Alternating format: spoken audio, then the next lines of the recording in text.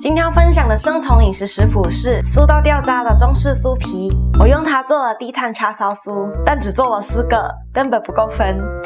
这生酮食谱其实很简单，但要注意的细节很多，我会边做边提醒你们，也会在影片的最后做一下重点总结，所以记得把这影片看完哦。如果你是第一次看我的影片，我的频道会在每周一和周四分享一款生酮食谱。如果你对生酮、低碳、无糖、健康食谱感兴趣，记得订阅我的频道，并且开启小铃铛，才不会错过我每次的分享哦。那话不多说，我们开始吧。首先我们来做叉烧馅，150克的五花肉，去皮，别扔掉哦，这可是我们做无米寿司的时候做低碳天妇罗的秘密武器。把猪肉先切成薄片，然后切成细条状，像这样。这是大概35克的洋葱，先切片，然后切碎，然后放一旁。接着我们来准备叉烧馅的调料：1茶匙赤藓糖醇，半茶匙五香粉，1/4茶匙白胡椒粉，1/4茶匙盐巴，2茶匙酱油。锅里倒入刚切好的五花肉，开火炒。因为五花肉里的油脂很多，所以先上锅把油煸出来，才下洋葱。炒到变色就可以加入调料，继续炒，把油煸出来，再下洋葱和5克的蒜末。有人发现凯很少准备蒜末吗？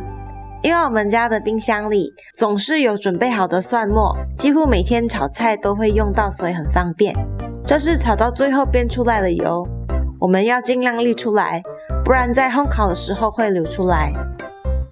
其实我在研究这个食谱的时候，有用鸡腿肉做馅料，一样很好吃，而且不会有出油的问题。加入1/4茶匙黄原椒，能吸收多余的水分，尽量减少水分对酥皮的影响。搅拌均匀，备用。接着我们来准备无粉酥皮里的水皮，称50克杏仁粉，1/4茶匙黄原椒，这是让水皮成团的关键，不可以省掉。半茶匙泡打粉，搅拌均匀。接着打1颗蛋，然后把蛋白倒入干料，总共30克。剩下的蛋黄我们会用来刷在叉烧酥上。搅拌均匀。哦，我忘了加盐，1小撮或1/4茶匙的盐巴，搅拌均匀，备用。接着我们来做油酥，称25克黄油和30克杏仁粉，黄油倒入锅里，开小火加热。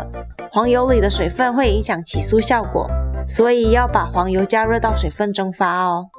其实加热到黄油清澈就可以了，不用像我这样做焦黄油也可以哦。把称好的杏仁粉倒进去，搅拌均匀。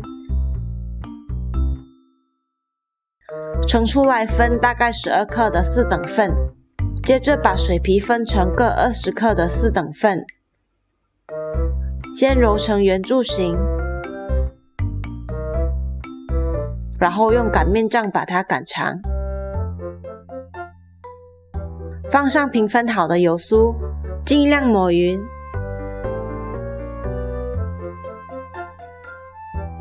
从一边慢慢卷起来，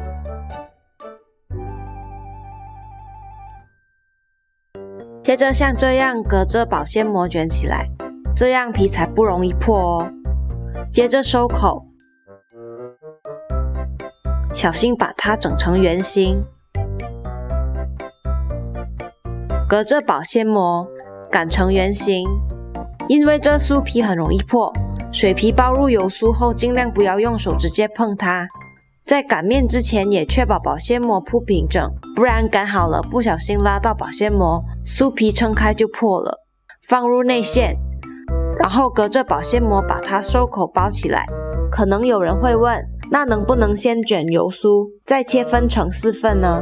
是可以的，但之前凯做的时候，发现自己切分的精准度还不够，会分不均匀，所以还是一个个称好大小比较一致。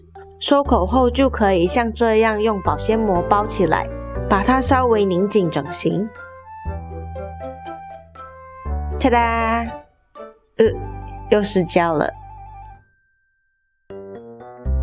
然后用刚刚剩下的蛋液一个个刷在叉烧酥表面，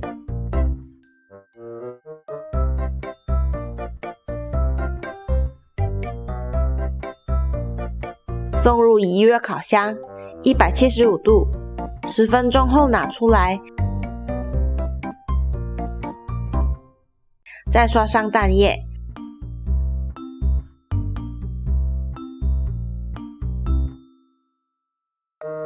撒上芝麻，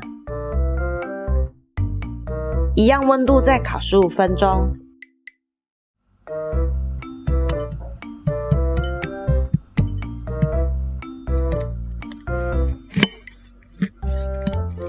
这次终于不用放凉吃了，现烤现吃超级好吃。要做好这无粉生酮叉烧酥，有几个重点要注意：一、加入黄原胶能让水皮成型，所以不可以省略；二、肉馅里加入黄原胶能吸收多余的水分，不然水分太多会影响酥皮的口感；三、油酥里的黄油要加热，让多余的水分蒸发，起酥效果才会好，不然也可以直接用猪油代替。四、包好的油酥尽量不要用手直接碰，保鲜膜也要确保铺平才擀面，避免酥皮破裂。请把这配方以2倍的量做起来，不然家人会不开心。最后，如果你不为这影片点个赞，我也会不开心。开玩笑的啦，希望这影片对你们有帮助。那我们过几天见咯，拜拜。